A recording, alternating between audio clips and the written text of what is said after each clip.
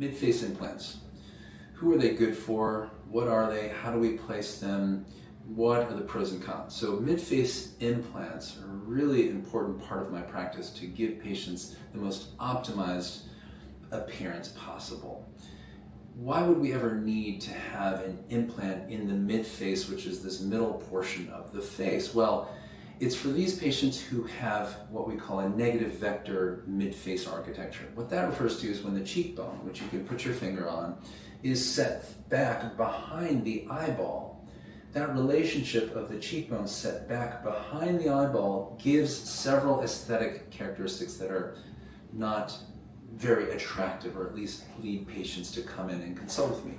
Number one, it makes the eyes look more prominent, more bug-eyed, just not as attractive as a deep set eye appearance. Number two, oftentimes we'll see under eye fat bags, under eye hollowing in the form of a tear trough, a nasojugal groove, which is a groove that goes across the cheek. Oftentimes without prominent cheekbone structure, we get a bottom heavy chipmunk cheek appearance, and that can affect men and women equally. So the solution is not to add more volume. It's not to do filler injection, because that will just puff up and balloon the midface tissues. It's not to do a lot of fat grafting. It's not to do only a mid-face lift, because those procedures are not only going to potentially lead to an unnaturally inflated appearance, but also it's not going to lead to a durable result.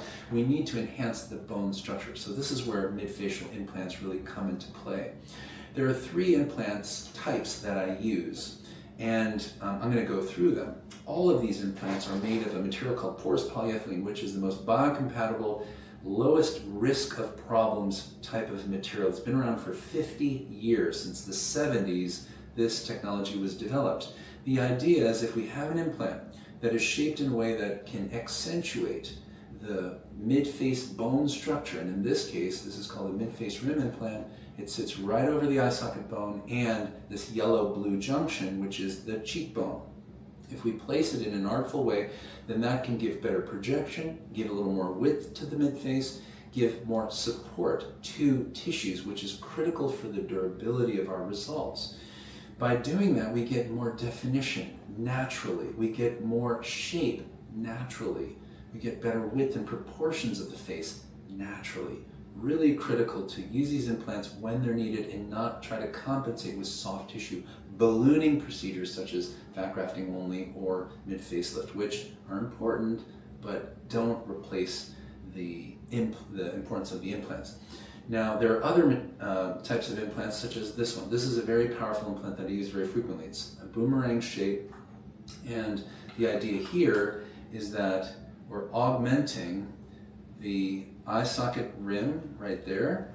Okay, it just goes right over the eye socket, and then this bottom portion fills in a deep tear trough. So if you're somebody who has not only a prominent eye appearance and setback eye socket bone, but also a deep tear trough, then this one can be very powerful, sitting right on the eye socket bone, and it corrects those issues. Finally, this is an implant that I use less frequently. This is called an orbital rim implant. It sits right on the orbital rim, meaning the eye socket bone, and it gives more projection. So I'll use this infrequently, but it really depends on what your fundamental anatomy is. And these implants really serve such an important purpose to improve facial bone architecture. The advantage is that the soft tissue lifts and fat grafting are going to work much better in the context of better bone structure, and also patients' results will have greater longevity. They're going to last a lot longer. Why is that? Because the tissues are well supported. It's like a house being built on a concrete foundation. That house is not going to sink into the ground. When we have a strong ledge of bone for support, the tissues, the house, is not going to sink down. It's going to be supported in that lifted position. We're going to age much more gracefully. So it's really a case-by-case discussion with each patient whether they need bone structural improvement with these implants, and these are safe, effective, with very low risk, and of course it's critical to be in the hands of somebody who uses them very frequently, such as myself. So with that, implants.